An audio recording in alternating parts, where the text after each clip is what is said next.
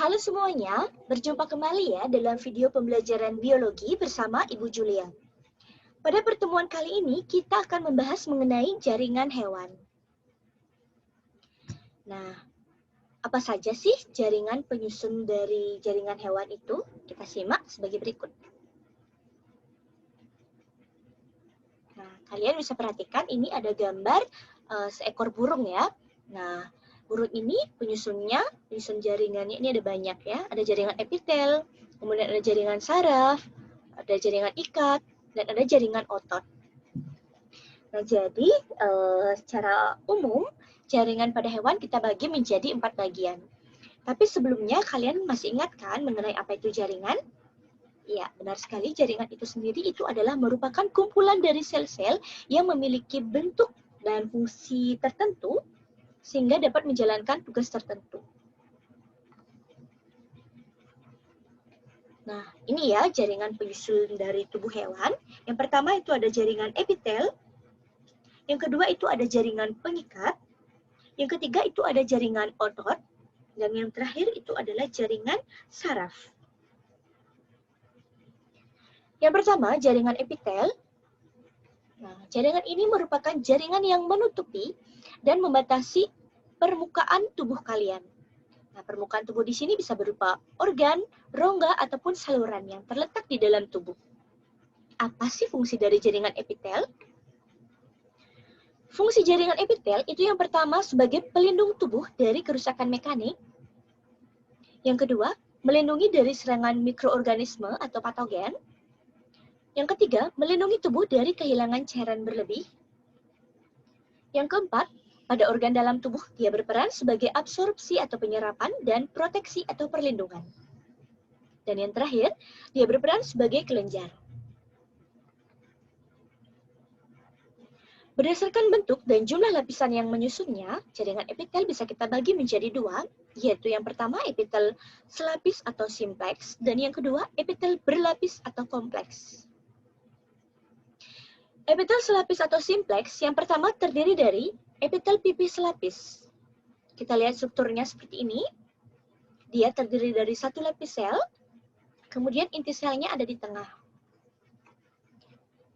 Epitel ini bisa kita temukan pada pembuluh darah dan limfa, kapsul glomerulus, alveolus, selaput bagian dalam telinga, ruang jantung, dan saluran ekskresi kecil dari kelenjar.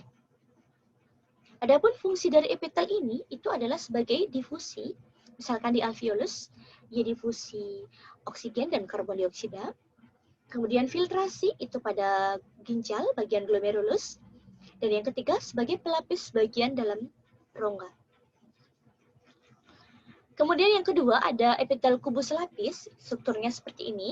Dia bentuknya seperti kubus dengan inti sel terletak di tengah. Nah, adapun lokasi bisa ditemukan epitel ini adalah pada retina mata, kemudian kelenjar tiroid, saluran nefron ginjal, dan permukaan luar ovarium atau indung telur. Fungsinya adalah sebagai sekresi, getah, dan yang kedua ada penyerapan, kemudian menghasilkan lendir, dan proteksi atau perlindungan. Selanjutnya ada silindris selapis. Nah, bentuknya seperti silindris atau tabung. Ini strukturnya. Inti selnya dia letaknya dekat dengan bagian dasar. Nah, epitel ini banyak kita temukan di lambung, di jonjol usus, kelenjar pencernaan, kantong empedu, di rahim, dan saluran pernapasan bagian atas. Fungsinya adalah sebagai sekresi, absorpsi, proteksi, dan difusi. Kemudian yang terakhir ada epitel silindris selapis bersiliat.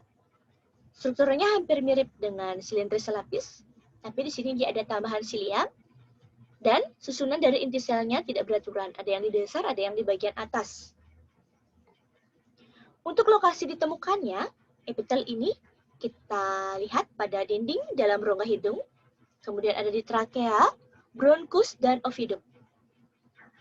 Adapun fungsi dari epitel ini adalah menghasilkan lendir, di mana dia bisa menangkap benda asing yang masuk. Nah, di rongga hidung kalian itu kan ada lendirnya. Jadi dia menangkap benda-benda asing atau debu yang masuk. Kemudian ada pada bagian saluran pernapasan, itu ada silianya. Jadi kalian pernah mengalami bersin kan? Nah, itu adalah salah satu proses normal ketika ada benda asing yang masuk ke dalam tubuh, maka dia akan dikeluarkan melalui bersin ini. Kemudian yang ketiga, itu pada oviduct, dia berperan dalam pergerakan sel telur. Jadi sel telur akan dibawa untuk menuju ke dalam rahim atau uterus. Yang kedua adalah jaringan epitel berlapis atau kompleks. Yang pertama, ini ada epitel pipih berlapis, terdiri dari beberapa lapisan, ya bentuknya pipih. Inti selnya juga ada di tengah. Adapun lokasi ditemukannya epitel ini ada pada vagina, pada kulit, esofagus, ujung distal uretra, anus, rongga mulut, dan hidung. Fungsinya adalah sebagai proteksi dan penghasil lendir atau mukus. Yang kedua ada epitel kubus berlapis. Ini ada 2 lapis ya, dia berbentuk kubus, inti selnya di tengah. Kita temukan pada saluran kelenjar keringat dan kelenjar minyak yang ada di kulit, dan pada endong telur dan testis. Nah, fungsinya sebagai sekresi dan proteksi. Yang ketiga adalah epitel silindris berlapis. Nih. Kita bisa temukan pada bagian dinding dalam kelopak mata, laring, kemudian langit-langit mulut yang lunak, kelenjar susu, dan uretra. Fungsinya adalah berperan dalam sekresi dan pergerakan. Kemudian ada epitel transisional. Lokasi ditemukannya ini pada saluran urin, kemudian saluran reproduksi jantan, saluran pernapasan, dan rongga hidung. Fungsinya adalah menahan regangan dan tekanan. Yang terakhir adalah epitel berlapis semu. Nah, kita bisa temukan epitel ini pada trakea, saluran reproduksi jantan, saluran pernapasan, dan rongga hidung. Fungsinya adalah sebagai proteksi, sekresi, dan gerakan sak melalui permukaan. Berdasarkan struktur dan fungsinya, jaringan epitel bisa kita bagi menjadi 2. Ada epitel penutup yang berperan sebagai penutup permukaan tubuh dan pembuluh, dan epitel kelenjar, dia menghasilkan sekret. Nah, epitel kelenjar ini ada eksokrin dan ada endokrin. Kalau eksokrin itu berarti dia memiliki saluran pembuangan, saluran pengeluaran. Kalau endokrin dia tidak, dia buntu ya, misalkan pada hormon.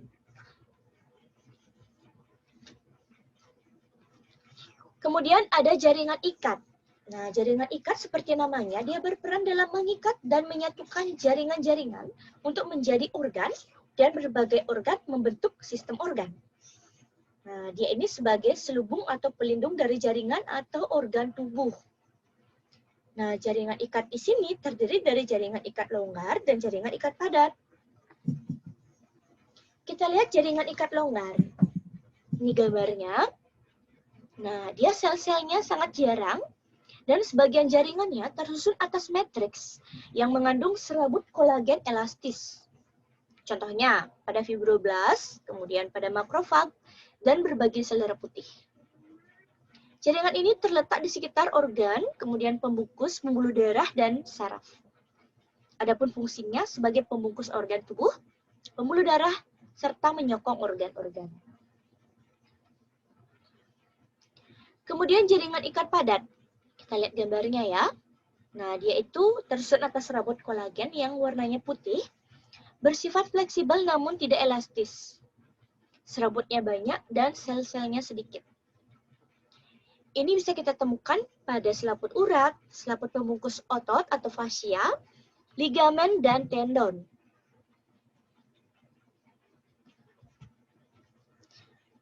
Nah, jaringan ikat selanjutnya itu ada jaringan kartilago atau tulang rawan, di mana jaringan ini terlindungi oleh fibrosa tipis yang tersimpan pada suatu rongga dalam matriks yang mengandung banyak zat kondring.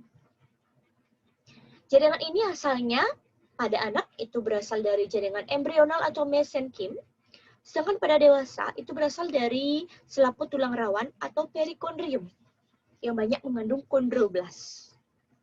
Fungsi jaringan ini adalah sebagai penyokong kerangka tubuh. Jaringan kartilago bisa kita bagi menjadi 3, anak-anak. Ada hialin, ada fibrosa, dan elastin. Tabelnya sebagai berikut. Yang pertama adalah tulang rawan hialin. Kita lihat strukturnya. Nah, dia ini berupa lakuna besar yang berdekatan di bagian tengah. Sedangkan lakuna yang kecil itu akan berjauhan semakin ke pinggir. Nah, fungsinya adalah membantu pergerakan sendi, menguatkan saluran pernapasan, dan sebagai tempat pemanjangan tulang. Lokasi ditemukannya ini pada dinding saluran pernapasan, ujung ventral tulang rusuk, kemudian di persendian, ada pada laring, dan juga pada batang tenggorok. Oke, yang kedua itu adalah tulang rawan elastis. Kita lihat gambarnya. Ini. Nah, dia ini berupa serabut elastis dan serabut kolagen yang warnanya keruh kekuningan. Di sini dia berperan sebagai pemberi daya lentur atau fleksibilitas dan juga sebagai penyokong dari jaringan. Misalkan kita bisa temukan jaringan tulang rawan elastis ini pada daun telinga, epiglotis, kemudian saluran eustachius, dan pada laring. Yang terakhir adalah cartilago fibrosa. Ini berupa serabut kolagen yang padat dan kasar. Ini berupa serabut ya. Nah, dia ini matriksnya gelap dan keruh. Fungsinya adalah sebagai pelindung dan juga penyokong jaringan. Lokasinya ini bisa kita temukan pada ruas-ruas tulang belakang, simfisis pubis, dan juga pada persendian. Jaringan ikat selanjutnya itu ada jaringan tulang keras atau osteon. Nah, jaringan ini dia mengandung mineral. Fungsinya sebagai pelindung alat-alat tubuh dan juga tempat melekat otot rangka. Jaringan tulang di sini bisa dibedakan menjadi yang pertama ada tulang keras atau kompak bila matriksnya rapat dan padat, misalkan tulang pipa, dan juga ada tulang spons itu bila matriksnya berongga. Nah, jadi substansi mineralnya itu disimpan di dalam lamela. Ini ada lamela di sini ya. Oke, contoh tulang spons ini pada tulang pendek. Untuk jaringan tulang ini akan kita bahas lebih lanjut nanti di sistem gerak ya. Kita lanjut di jaringan darah. Oke, jaringan darah ini merupakan jaringan penyokong khusus ya, karena dia itu berupa cairan. Yang akan kita bahas di sini ada sel darah, kemudian ada keping darah, ada plasma darah. Sel darah itu ada sel darah merah yang berperan dalam mengangkut gas-gas pernapasan, kemudian ada sel darah putih itu sebagai pertahanan tubuh kalian. Kemudian keping darah atau trombosit, dia berperan di dalam pembekuan darah. Kemudian ada plasma darah yang mengangkut sari makanan, hormon, sisa metabolisme, antibodi, dan lainnya. Nah, kita lihat macam-macam darah dulu ya. Yang pertama, sel darah merah. Sel darah merah di sini bentuknya bikonkav. Tidak memiliki inti sel, mengandung hemoglobin, dan umurnya itu sekitar 100 sampai 120 hari. Nah, selanjutnya bisa dirombak di dalam hati. Kemudian sel darah putih ini dibagi menjadi dua. Dia itu ada yang bergranula, kemudian ada yang tidak. Yang bergranula dibagi menjadi tiga. Ada neutrofil, ada eosinofil, dan ada basofil. Neutrofil sendiri itu jumlahnya paling besar, sekitar 65-75%. Sedangkan eosinofil itu berupa lobus 2 buah yang bergranula. Ukurannya lebih besar sedikit dari neutrofil. Umurnya cukup singkat ya, hanya 15 jam saja. Kemudian yang ketiga itu ada basofil. Nah, di sini berupa lobus 2 buah yang bergranula besar dan sampai menutupi lobus.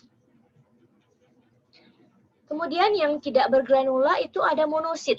Nah, monosit di sini itu berperan dalam fagositosis atau memakan benda asing. Kemudian ada limfosit, ini penghasil antibodi ya, dan dia juga bisa mengenali antigen asing yang masuk ke dalam tubuh. Terakhir itu kita kenal istilah trombosit atau keping darah. Nah, dia ini berperan dalam pembukuan darah ya, karena dia ada menghasilkan benang-benang fibrin. Oke, selanjutnya jaringan yang ketiga pada hewan ada jaringan saraf. Jaringan saraf di sini itu dia tersusun atas sel-sel saraf atau neuron. Nah, setiap neuron ini dia terdiri dari 3 bagian. Ada bagian dendrit, kemudian ada badan sel, dan yang terakhir itu adalah bagian akson atau neurit. Nah, di bagian dendrit ini dia berperan menerima rangsang. Kemudian meneruskan ke badan sel. Di badan sel ini ada pusat saraf dan simpul saraf. Nah, di sini sel saraf akan diteruskan menuju ke akson. Akson akan meneruskan rangsangan ke badan sel saraf yang lainnya. Nah, di dalam akson ini kita bisa menemukan ada selubung miolin dan selubung neurolema. Selubung miolin di sini dia sebagai isolator sekaligus sebagai pemberi nutrisi pada akson. Nah, kita lihat gambarnya dulu ya, biar kalian paham. Nah, di sini dendritnya. Nih, dendrit menerima rangsang. Ini badan sel, ada sitoplasmanya. Kemudian ada inti selnya. Kemudian ini ada akson. Ini akson diselubungi oleh selubung tadi, selubung mielin. Nah, ini sampai di terminal akson. Nah, kita perhatikan ini ada bagian yang tidak dibungkusi oleh selubung, namanya nodus Reinfeldt. Kenapa ada bagian itu? Ini tujuannya adalah untuk mempercepat proses perjalanan dari impuls atau rangsang. Oke, selanjutnya, neuron ini berdasarkan jenis fungsinya, kita bisa bagi menjadi 3. Ada neuron sensoris atau sensorik, kemudian ada konektor, dan ada neuron motorik. Nah, neuron sensoris, dia itu di sini membawa rangsang dari reseptor itu untuk menuju ke neuron motorik. Nah, sebelum sampai di neuron motorik, maka akan dibantu penyampaiannya oleh neuron konektor. Jadi dia menghubungkan antara neuron sensoris dengan neuron motorik. Kemudian, neuron motorik dia itu berperan untuk membawa rangsang, membawa tanggapan atau respon itu menuju ke efektor. Begitu proses perjalanannya ya. Jadi dari rangsang dibawa, kemudian diberikan respon, ditanggapi oleh reseptor. Untuk sel saraf di sini akan kita bahas lebih jelas nanti ya pada materi berikutnya. Jaringan terakhir pada hewan yang akan kita pelajari ada jaringan otot. Nah, adapun otot di sini kita bagi menjadi 3 bagian. Ada otot polos, ada otot lurik, dan otot jantung. Oke, jaringan otot itu sendiri dia berperan dalam pergerakan berbagai organ tubuh. Nah, bagian terluar sel itu berupa membran sel yang dikenal dengan istilah sarkolema. Nah, kemudian membran ini melindungi plasma sel otot yang dikenal sebagai sarkoplasma. Dalam tubuh, otot ini berupa serabut. Setiap serabut ini dibentuk oleh serabut yang lebih halus yang dikenal sebagai miofibril. Setiap miofibril tersusun atas unit kecil yang dikenal sebagai sarkomer. Nah, setiap miofibril ini dibangun oleh senyawa protein rangkap yang namanya aktomiosin yang memiliki daya kontraksi. Pertama kita bahas tentang otot polos. Nah, ciri-cirinya dari bentuknya dia berbentuk gelendong, memiliki inti satu buah yang ada di tengah.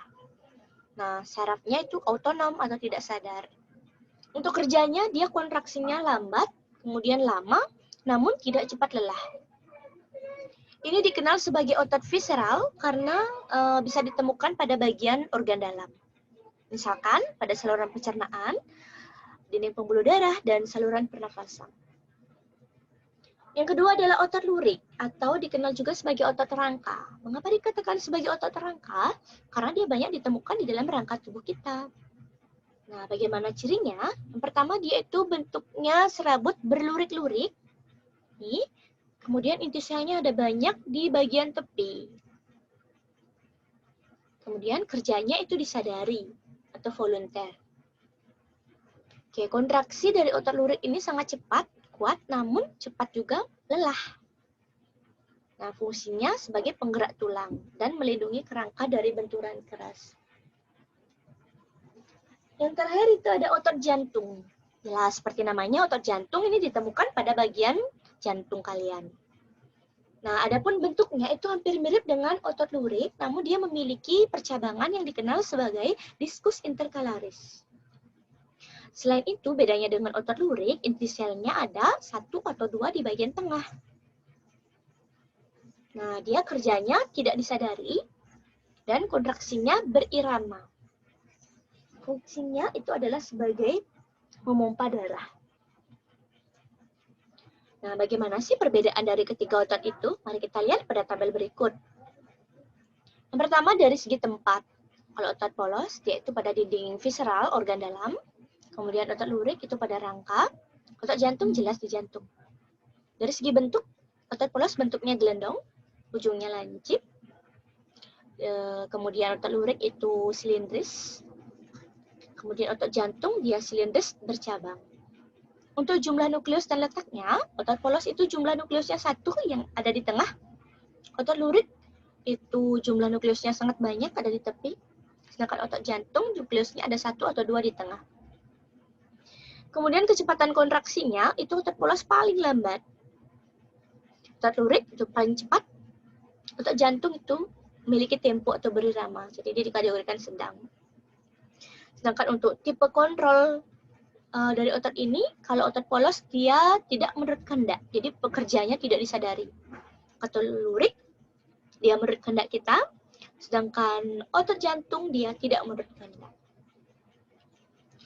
Nah, bagaimana Nana? Udah jelas ya mengenai beberapa jaringan hewan yang ada pada hewan, jaringan pada hewan. Kalian bisa lanjut pelajari di buku atau literasi yang lain ya. Terima kasih sudah menonton. Sampai jumpa lagi pada pertemuan berikutnya.